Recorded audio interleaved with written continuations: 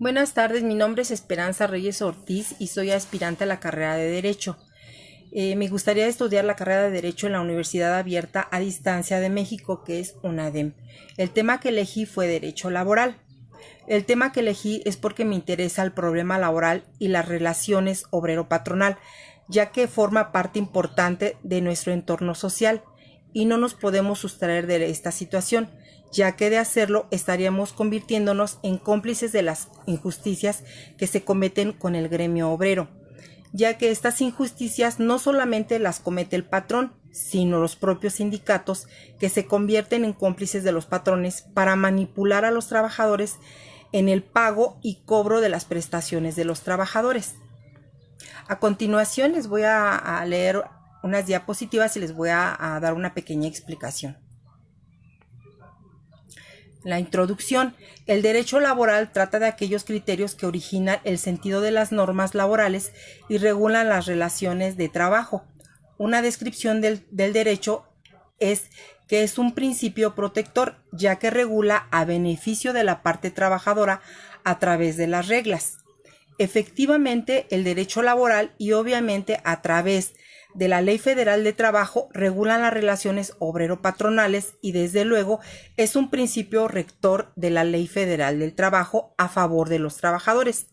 Pero la misma no se cumple, ya que no todas las empresas se paga la totalidad de las prestaciones a que tienen derecho los trabajadores y no existen normas que castiguen como debe de ser a los trabajadores, puesto que todo se va a aplicar en multas. En su caso que en nada beneficia al trabajador.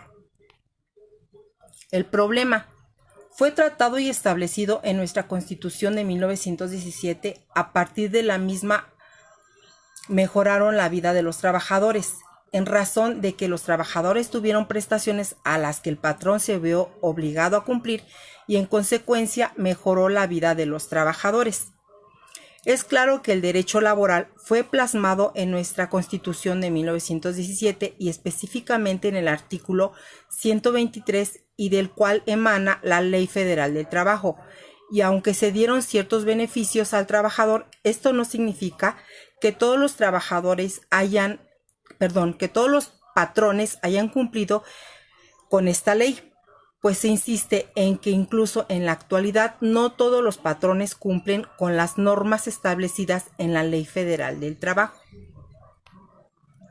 En los objetivos, el objetivo del tema es la regularización de las relaciones obrero-patronales entre el patrón y el trabajador, ya que de no existir esta sería un caos, es decir, el patrón podría abusar a diestra y siniestra de su autoridad como patrón sin atender los problemas del trabajador. Si bien es cierto que las normas de la Ley Federal del Trabajo van encaminadas a regular las relaciones obrero-patronales, esto no se cumple, ya que el patrón viola constantemente la ley en perjuicio del trabajador. Por lo tanto, no existe un equilibrio entre las fuerzas del capital y el trabajo, como establece la Ley Federal del Trabajo. En la metodología, con las mujeres embarazadas hay un pro y un contra. El pro es que el patrón cubre el seguro social y el contra es que las incapacidades no se las pueden cubrir. No estoy de acuerdo con esto, porque las mujeres embarazadas les beneficia su derecho, ya que laboran menos horas y tienen 42 días antes y 42 días después del parto para poder cobrar su incapacidad. Pocos patrones pagan el tiempo extraordinario y es un derecho del trabajador percibir este tiempo extraordinario. Pero conforme se hizo la Ley Federal de Trabajo, solo con que el trabajador las reclame dentro de un juicio, aunque no las haya laborado, el patrón tiene que acreditar que no las laboró y de lo contrario va a ser condenado dentro del juicio. Si bien es cierto que el objetivo de la Ley Federal de Trabajo es la regularización de las relaciones obrero-patronales, también es cierto que en muchos casos este objetivo no se cumple, por lo que el método para lograr que se cumpla es mediante los juicios que se tramitan ante la Junta Local de Conciliación y Arbitraje, ya sean colectivos, es decir, de huelga o individuales. En el diario de campo, asistí a la Junta Federal de Conciliación y Arbitraje de la Ciudad de México, donde vi a varios abogados conversando, ya sea con sus clientes o con el abogado contrario. Observé a gente platicando con su respectivo abogado sobre su asunto, además de notar preocupación con la otra persona. De igual manera de ver abogados trabajando, pese a estar en condiciones no óptimas para el trabajo. Al asistir a la Junta Federal de Conciliación y Arbitraje, me pude dar cuenta de que hay una cantidad tremenda de personas, tanto de trabajadores como de abogados. También me di cuenta que la mayoría de los abogados se conocen entre sí. No sé si esto sea benéfico para los trabajadores, ya que se presta a malas interpretaciones. Sin embargo, me di cuenta de que las autoridades y las audiencias se llevan en completa calma. En la entrevista, elaboré una entrevista con el licenciado Ramón Vidal Valle, ya que se tomó la molestia de brindarme un poco de su tiempo. Lo elegí porque es un experto en la abogacía, puesto que lleva elaborando 42 años. Y le hice estas preguntas. ¿Qué ocurre cuando encubre la relación contractual para evadir obligaciones laborales? Y la respuesta fue la siguiente. Con la nueva Ley Federal de Trabajo se van a acabar las outsourcings. Fueron creadas para evadir las responsabilidades laborales. ¿Qué pasa cuando el trabajador demanda al patrón? Pues realmente no pasa nada, porque no está trabajando directamente con el patrón, sino por medio del outsourcing. Y es muy difícil poder cobrar en caso de que se gane el juicio, porque normalmente son despachos no establecidos. Y la siguiente pregunta fue, ¿cuáles son los derechos fundamentales del trabajador? Los derechos son dos. Los derechos son sustantivos y derechos adjetivos. Los sustantivos son los que regulan también la Ley Federal del Trabajo y son prima vacacional, vacaciones, aguinaldo, prima de antigüedad, horas extras, reparto de utilidades, etc. Y el derecho adjetivo se refiere al procedimiento cuando se despide a un trabajador.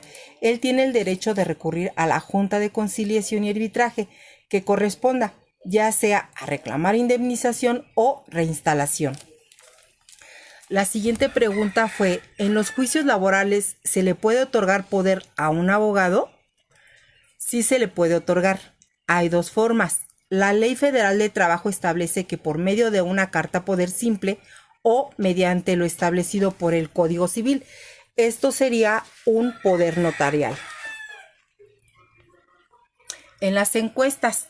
Elaboré las encuestas con amigos y familiares mediante el teléfono, donde observamos cómo es el trato de los jefes con su respectivo trabajador.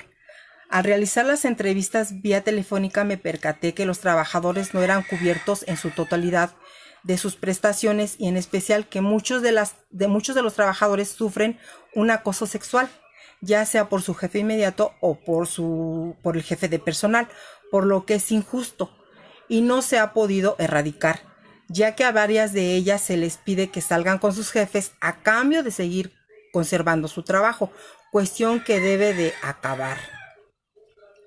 En esta gráfica se puede observar que hay 7 hombres y 3 mujeres y las edades, y hay más edades mayores de 40 a 60 años que de 20 a 40 años. En este resultado se muestra que solo 8 de cada 10 empleados no tiene problema con las prestaciones, lo cual no es tan preocupante. En esta gráfica se representa que la mitad de las personas han sufrido discriminación o en donde ha trabajado.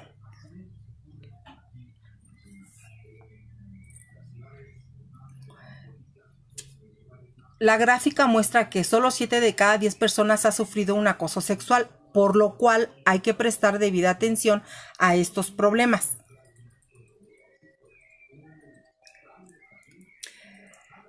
La siguiente, le han pagado reparto de utilidades. La gráfica expone que 6 de cada 10 personas se le ha pagado su reparto de utilidades.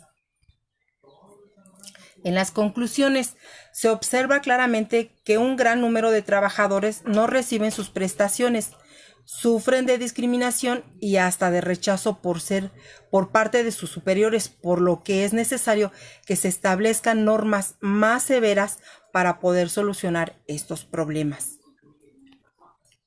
Recomendaciones: que se establezcan más formas que protejan a los trabajadores y los derechos que les corresponden. Que se unan los trabajadores para la defensa de sus derechos, creando asociaciones que los protejan. En su caso, la creación de sindicatos que realmente sí protejan a los trabajadores y que estén vigilados o supervisados por el gobierno. La creación de parte de los